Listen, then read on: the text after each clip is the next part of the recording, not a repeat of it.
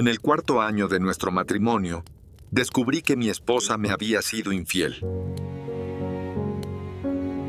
La niña de 8 años me llamaba papá. El adolescente de 16 años encubrió las infidelidades de su madre.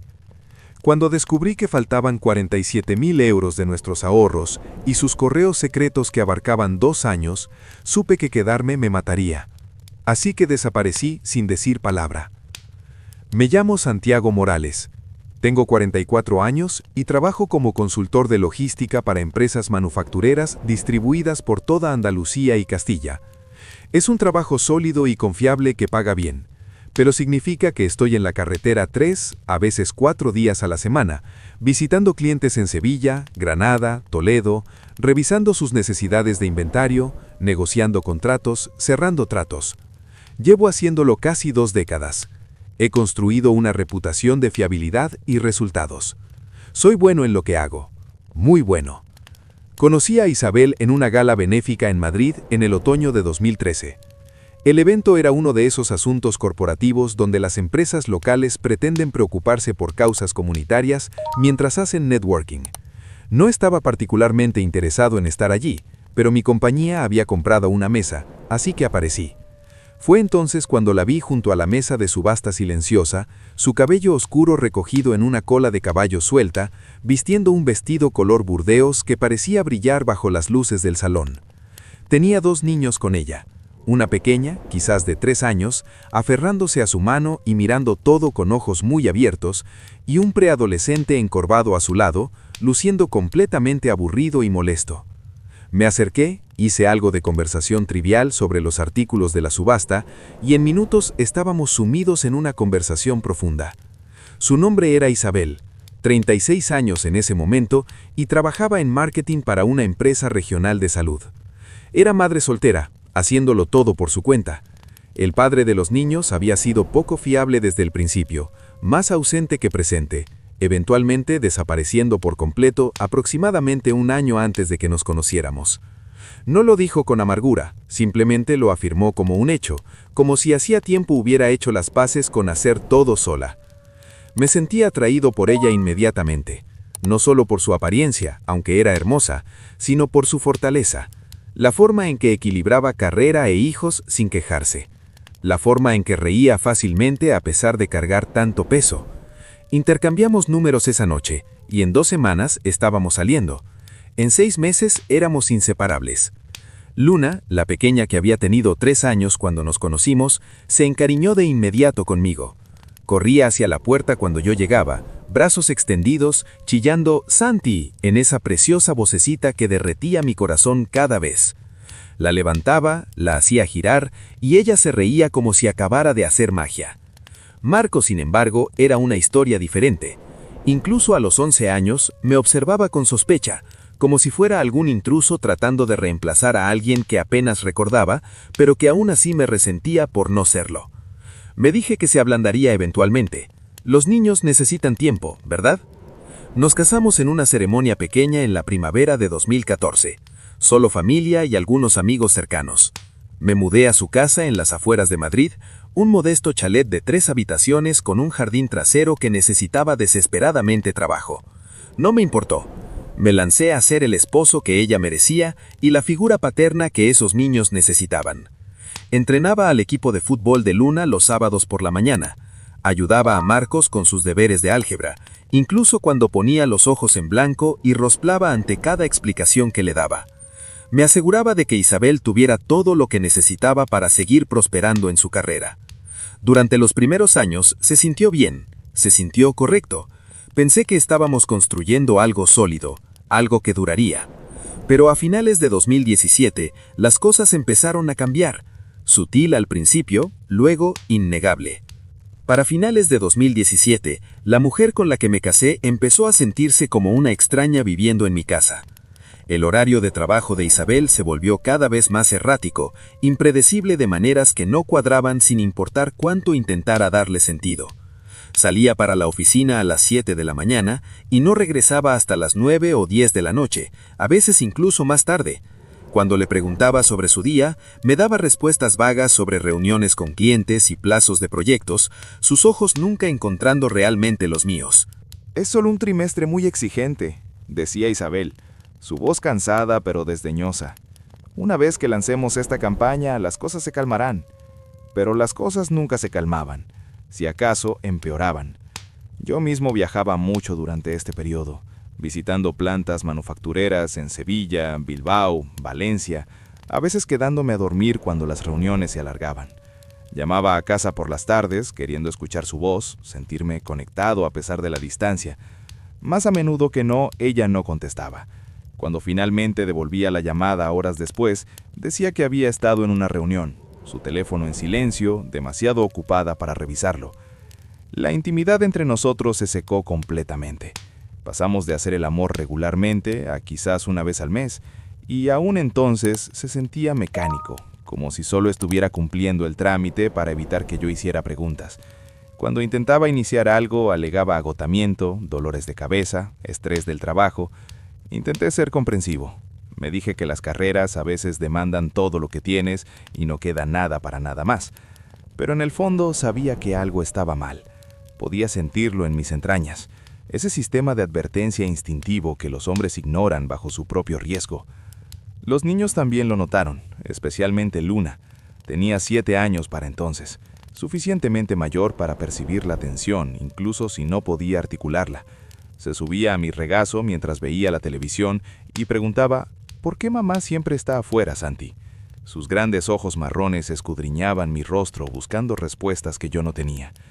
Está trabajando muy duro, cariño, le decía, alisando su cabello.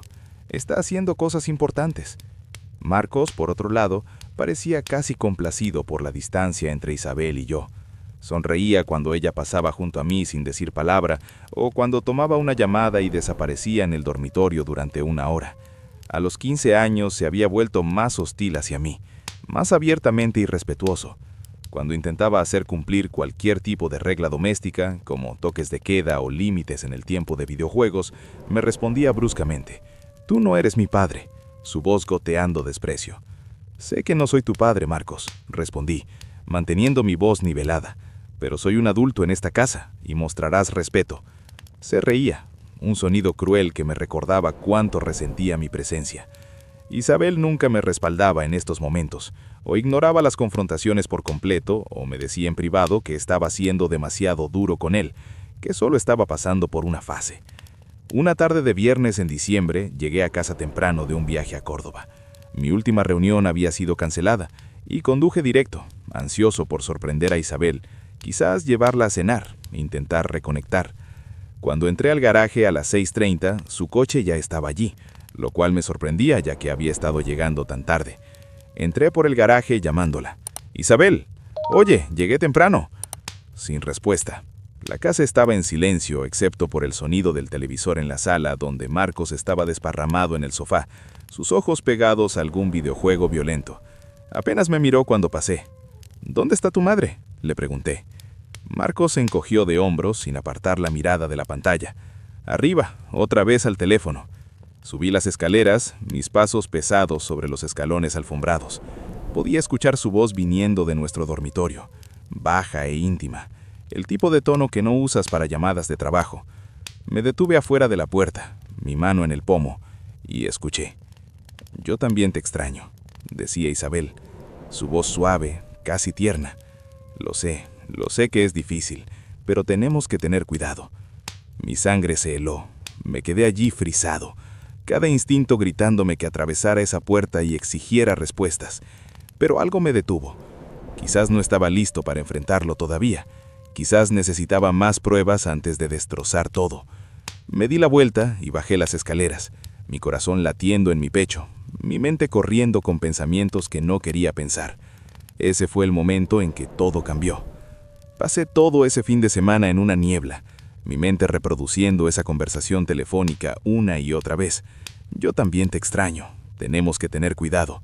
Esas palabras resonaban en mi cabeza durante cada momento de silencio. Cada vez que Isabel pasaba junto a mí sin encontrar mis ojos, cada vez que decía que tenía que hacer recado sola. El lunes por la mañana, 5 de febrero, todo entró en un enfoque nítido. Se suponía que debía salir para un viaje de 3 días a Barcelona, reuniones con un cliente importante sobre un nuevo contrato de suministro. Isabel conocía mi horario de memoria. Incluso había mencionado esa mañana en el desayuno frente a los niños cómo probablemente trabajaría hasta tarde toda la semana, ya que yo estaría fuera de todos modos. Pero mientras cargaba mi bolsa en mi camioneta, algo dentro de mí se reveló. No podía irme, no sin saber la verdad. Salí del garaje como normalmente, conduje hasta el final de nuestra calle, luego di la vuelta y me estacioné 3 casas más abajo donde tenía una vista clara de nuestro hogar. Llamé a mi cliente, inventé una excusa sobre una emergencia familiar y reprogramé todo para la semana siguiente. Luego esperé. Pasaron 2 horas. A las 10:30, el coche de Isabel salió del garaje, marcha atrás. La seguí a distancia, mi corazón martillando contra mis costillas. No se dirigió hacia su oficina en el centro. En cambio, condujo a un centro comercial en el lado oeste. Se estacionó en el estacionamiento de un hotel de rango medio que había pasado 100 veces sin notarlo realmente. Me estacioné varias filas atrás y observé. Isabel se sentó en su coche durante unos minutos, revisando su teléfono, arreglándose el cabello en el espejo retrovisor. Luego, un BMW plateado se estacionó junto a ella. Un hombre salió, alto, quizás de finales de los 30, vistiendo ropa cara que gritaba dinero. Caminó hacia su coche, abrió su puerta e Isabel salió, sonriendo de una manera que me revolvió el estómago. Se abrazaron. No un abrazo amistoso, un abrazo de amantes. Sus manos en su espalda baja, sus brazos alrededor de su cuello, sus cuerpos presionados juntos. Luego él la besó, largo y profundo, ahí mismo, en el estacionamiento, como si no tuvieran ninguna preocupación en el mundo. Me senté allí agarrando mi volante tan fuerte que mis nudillos se pusieron blancos, mi respiración viniendo en ráfagas cortas y agudas. Parte de mí quería saltar, confrontarlos a ambos allí mismo, exigir respuestas, pero no lo hice. Necesitaba verlo todo. Necesitaba saber exactamente con qué estaba lidiando. Caminaron juntos hacia el hotel, su brazo alrededor de su cintura, ella riéndose de algo que él dijo. Esperé 5 minutos, luego lo seguí adentro. El vestíbulo era genérico y olvidable, diseñado para el anonimato. Observé desde detrás de un puesto de periódicos mientras entraban al ascensor, vi los números subir al 3er piso. No podía subir allí, no podía verlos entrar juntos a una habitación. Había visto suficiente. Mi matrimonio había terminado y acababa de verlo morir en el estacionamiento de un hotel un lunes por la mañana. Caminé de regreso a mi camioneta, me senté detrás del volante y por primera vez en 20 años me derrumbé. No sollozos fuertes y dramáticos, sino lágrimas silenciosas que no podía controlar, mi pecho agitándose con un dolor que nunca había experimentado antes. La mujer con la que había construido una vida, la mujer a la que le había dado todo, acababa de entrar a una habitación de hotel con otro hombre sin una pizca de vacilación o culpa. Después de 20 minutos me recompuse. Encendí el motor y conduje, no a casa, sino a un bar a las afueras de la ciudad, un lugar de mala muerte que había pasado innumerables veces, pero nunca había entrado. Apenas era mediodía, pero necesitaba una copa, y necesitaba pensar sin las preguntas inocentes de Luna o las miradas arrogantes de Marcos. La camarera, una mujer de unos 50 años, con ojos amables, me sirvió un whisky sin juzgar. ¿Día difícil?, preguntó. Se podría decir eso, respondí, mi voz ronca. Me senté allí durante 1 hora, bebiendo lentamente esa copa, mi mente recorriendo las opciones. Confrontar a Isabel inmediatamente, reunir más evidencia, hablar primero con un abogado. Cada opción parecía imposible, cada una requiriendo que admitiera que mi matrimonio había sido una mentira. Para cuando dejé ese bar, sabía una cosa con absoluta certeza. Había terminado. No iba a suplicar. No iba a pedirle que me eligiera. No iba a humillarme tratando de salvar algo que ella ya había destruido. Me iba a ir en silencio y completamente, en mis propios términos. Pero primero necesitaba un plan. Las siguientes 2 semanas fueron las más difíciles de mi vida. Seguí las rutinas normales, viajando por trabajo, regresando a casa, sentándome en la mesa del comedor con Isabel y los niños como si nada hubiera cambiado. Pero por dentro estaba planificando metódicamente mi salida. No podía confrontar a Isabel. Cada vez que pensaba en ello, me imaginaba negándolo todo, haciéndome creer que estaba loco o paranoico, quizá incluso volviendo a los niños completamente en mi contra. Marcos amaría esa oportunidad. Así que en lugar de eso comencé a recopilar información en silencio, cuidadosamente. Contacté a una abogada de divorcios en Valencia, alguien lo suficientemente lejos como para que la palabra no llegara a Isabel a través de conocidos mutuos. La abogada, una mujer perspicaz llamada Patricia Romero, expuso mis opciones durante una consulta telefónica mientras me sentaba en mi camioneta afuera de una planta manufacturera. España tiene leyes de divorcio de mutuo acuerdo, explicó Patricia, pero la documentación ayuda, especialmente en relación con cualquier irregularidad financiera. Revise sus cuentas conjuntas, tarjetas de crédito, cualquier patrón de gasto inusual. Esa tarde, mientras Isabel supuestamente estaba en otra reunión de trabajo tardía, ingresé a nuestras cuentas bancarias. Lo que encontré hizo hervir mi sangre. Durante los últimos 18 meses había habido transferencias regulares de nuestra cuenta de ahorros conjunta a una cuenta externa que no reconocía. Cantidades pequeñas al principio, 500 euros aquí, 1000 allá, pero habían crecido más grandes y más frecuentes. En total, casi 47,000 euros habían desaparecido de los ahorros que habíamos estado construyendo para comprar una casa más grande. Tomé capturas de pantalla de todo, las reenvié a una cuenta de correo privada que Isabel no conocía y creé una copia de seguridad en una memoria USB que guardaba en mi camioneta. El siguiente descubrimiento llegó puramente por accidente. Isabel había dejado su portátil abierto en el mostrador de la cocina un sábado por la mañana mientras se duchaba. Pasé junto a él, vi que su correo estaba abierto y me detuve. Sabía que no debía mirar, sabía que era una invasión de privacidad, pero después de lo que había visto, ya no me importaba jugar limpio. Desplacé rápidamente sus mensajes enviados, mis ojos captando nombres que no reconocía. Luego los encontré. Correos a alguien llamado David Moreno, que se remontaban casi 2 años.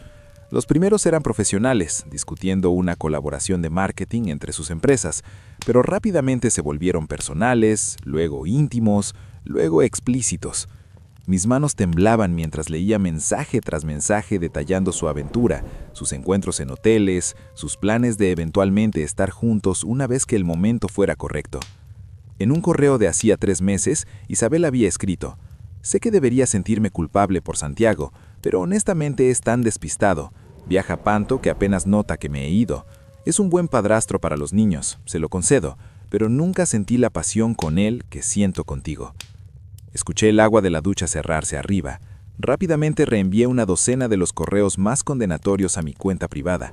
Borré el historial del navegador y me alejé del portátil justo cuando Isabel bajaba envuelta en una toalla. «Buenos días», dijo alegremente, como si no acabara de destruir 4 años y medio de mi vida. «¿Qué haces?» «Solo preparando café», respondí uniformemente, mi voz sin traicionar nada. «¿Quieres?» «Claro, gracias», dijo, ya distraída con su teléfono. Esa tarde, mientras Isabel llevaba a Luna a una fiesta de cumpleaños y Marcos estaba en casa de un amigo, hice mi movimiento. Empaqué una sola bolsa de lona con ropa, documentos esenciales, mi portátil y una unidad de respaldo con toda la evidencia que había reunido. Saqué la mitad del dinero de nuestra cuenta corriente conjunta, exactamente mi parte, y lo transferí a una cuenta personal que había abierto la semana anterior. Luego me senté y escribí una carta. Corta, directa, final. Isabel, sé sobre David, sé sobre la aventura, sé sobre el dinero que has estado robando de nuestros ahorros. Para cuando leas esto, me habré ido.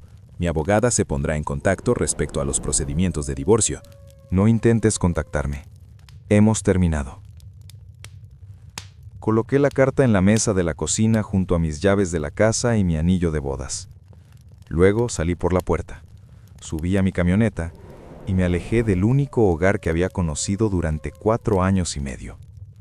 No miré atrás. Conduje durante 6 horas seguidas ese día, mi mente entumecida, mis manos firmes en el volante.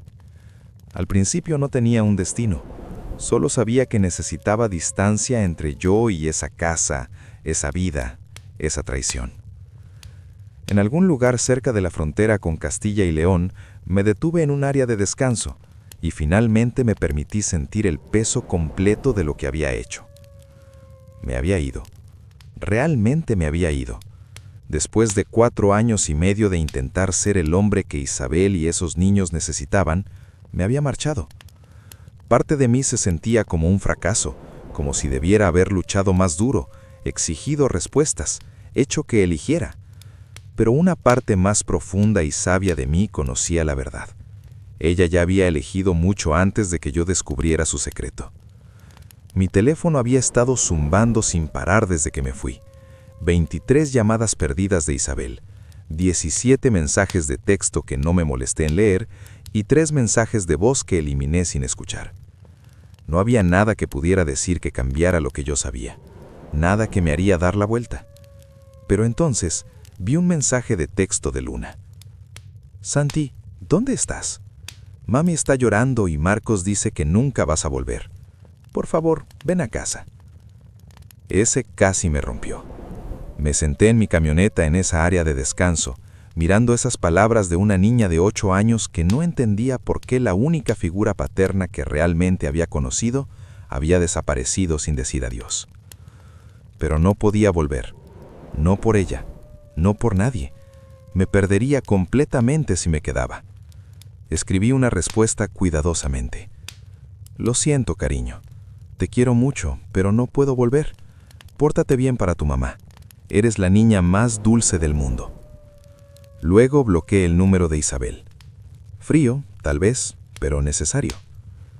Terminé en las montañas de la Sierra de Gredos, en la provincia de Ávila, un pueblo pequeño llamado Navarredonda que había pasado hace 3 años en un viaje de trabajo. Había algo en las montañas que me llamaba, el aislamiento, la tranquilidad, la sensación de comenzar de nuevo en un lugar donde nadie conocía mi nombre o mi historia. Encontré un motel de estadía prolongada en las afueras del pueblo, nada lujoso, pero limpio y barato. El gerente, un hombre curtido de unos 60 años llamado Francisco, no hizo preguntas cuando pagué en efectivo por 2 semanas por adelantado. Pasé los primeros 3 días apenas saliendo de esa habitación, pidiendo comida para llevar, mirando el techo, tratando de procesar la implosión de mi matrimonio. Al 4.º día, me obligué a salir. No podía esconderme para siempre. Necesitaba un plan. Necesitaba averiguar qué venía después. Conduje por el área, familiarizándome con el paisaje. Fue entonces cuando lo encontré. Un pequeño cortijo en 5 hectáreas de tierra boscosa listado para alquilar a un precio que podía pagar fácilmente. El dueño, un veterano retirado llamado Carlos Méndez, me mostró la propiedad esa misma tarde. No es mucho, dijo Carlos mientras caminábamos por el perímetro. Necesita algo de trabajo en el porche, pero es sólido. Tranquilo aquí, privado. Buen lugar para un hombre que necesita aclarar su cabeza. ¿Cómo sabes que necesito aclarar mi cabeza?, pregunté. Carlos sonrió con conocimiento. He visto esa mirada antes. La llevé yo mismo hace unos 15 años, cuando mi ex esposa decidió que la hierba era más verde en otro lado. Pasé 2 años aquí arriba recomponiéndome. Señaló hacia las montañas que se elevaban en la distancia. Estas montañas tienen una manera de sanar a un hombre si lo deja.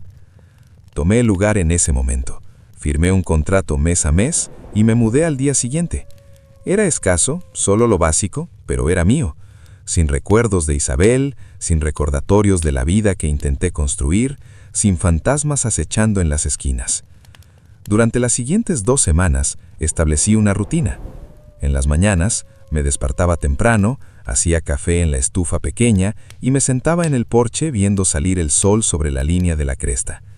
El silencio era profundo, casi abrumador después de vivir con el ruido constante de la vida familiar. Pero llegué a ansiarlo, ese espacio tranquilo donde podía pensar sin interrupción. Me mantuve en contacto con mis clientes de forma remota. Les dije que estaba lidiando con una situación familiar y trabajando desde una ubicación diferente temporalmente. La mayoría fueron comprensibles. Los que no lo fueron, los dejé ir. Mi trabajo había sido mi identidad durante tanto tiempo, pero ahora se sentía solo como una manera de pagar las cuentas mientras descubría quién se suponía que debía ser. Carlos me visitaba ocasionalmente, trayendo leña o simplemente parándose para compartir una cerveza y conversación. Nunca lloró, nunca hizo preguntas directas sobre por qué había terminado aquí, pero ofrecía sabiduría cuando parecía necesaria. La traición cambia a un hombre, dijo Carlos una tarde mientras nos sentábamos junto a una fogata que me había ayudado a construir. Te hace cuestionar todo lo que creías saber sobre las personas, sobre ti mismo. pero también aclara las cosas, te muestra de qué estás realmente hecho. ¿De qué estoy hecho?, pregunté medio en broma. Todavía estás descubriéndolo, respondió Carlos, pero no te desmoronaste, no suplicaste, ni rabiaste, ni te destruiste. Te marchaste con tu dignidad intacta. Eso requiere fuerza que la mayoría de los hombres no tienen. Sus palabras se posaron sobre mí como una manta. Tal vez tenía razón. Tal vez irme no fue debilidad. Tal vez fue lo más fuerte que había hecho jamás. 6 semanas después de haberme ido, llegaron los papeles. Isabel había solicitado el divorcio, lo cual no me sorprendió, pero sus demandas sí. Quería la casa, capital completo, quería la mitad de mi cuenta de jubilación, quería cobertura de seguro de salud continua para ella y ambos niños, incluso tuvo la audacia de solicitar manutención conyugal durante 3 años mientras hacía la transición. Me reuní con Patricia Romero en su oficina de Valencia durante uno de mis viajes de trabajo al norte. Revisó los documentos con ojo practicado, su expresión neutral pero su tono agudo. «Está exagerando», dijo Patricia francamente. «Solo estuvieron casados 4 años y medio. Hay infidelidad documentada de su parte y ha estado robando fondos matrimoniales. Podemos luchar contra la mayoría de estas demandas». «No quiero pelear», dije, sorprendiéndome a mí mismo. «Solo quiero que termine». Patricia me miró cuidadosamente.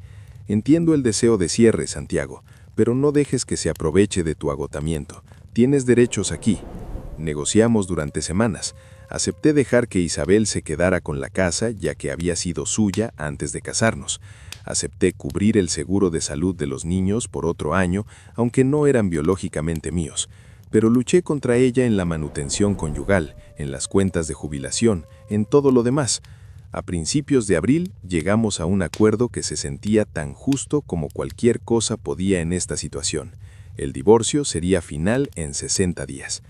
Mientras tanto, la vida en las montañas de Gredos continuaba su ritmo tranquilo.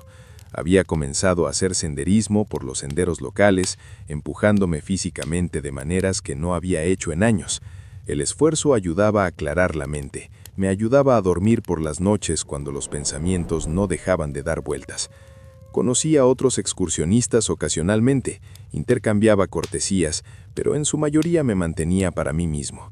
Un sábado por la mañana, a finales de abril, estaba en un sendero particularmente empinado cuando me encontré con una mujer luchando con un pinchazo en una bicicleta de montaña.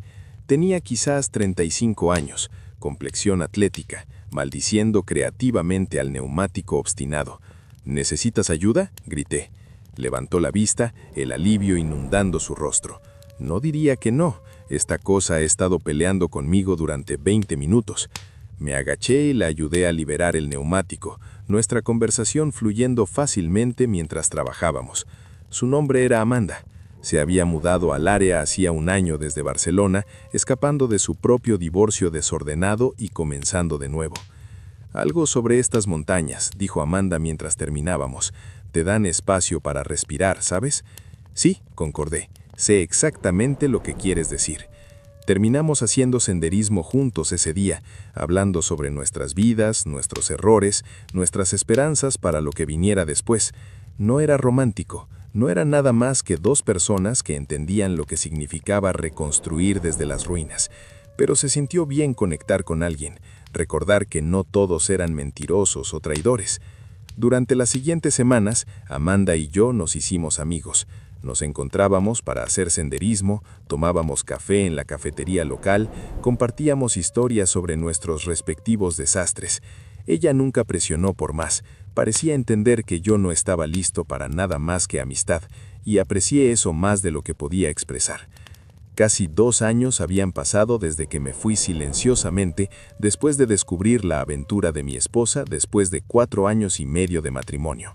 La propiedad en las montañas que había comprado se había transformado de algo deteriorado en un verdadero hogar, un lugar que reflejaba al hombre en el que me había convertido, en lugar del hombre que había estado tratando de ser. Amanda y yo nos habíamos acercado durante esos meses, nuestra amistad evolucionando naturalmente hacia algo más profundo. Nos habíamos movido lentamente, ambos cargando cicatrices, pero para la primavera del 2º año se había mudado a la casa conmigo. Se sentía correcto de una manera que mi matrimonio con Isabel nunca lo había sido. honesto, equitativo, construido sobre la verdad en lugar de ilusiones. Mirando hacia atrás, entendía por qué me había ido silenciosamente después de descubrir la aventura de mi esposa, después de 4 años y medio de matrimonio. Algunos hombres podrían haberse quedado, podrían haber luchado por salvar algo ya destruido, pero yo elegí a mí mismo, elegí mi dignidad, elegí la posibilidad de felicidad real sobre la certeza de miseria prolongada. Las montañas me habían sanado, Amanda me había mostrado cómo se veía una verdadera pareja, y al encontrar la fuerza para marcharme, había encontrado la fuerza para construir algo mejor. Mientras la oscuridad caía sobre las colinas de Gredos, sentí algo que no había sentido en años, paz completa con mis decisiones y esperanza genuina para el mañana.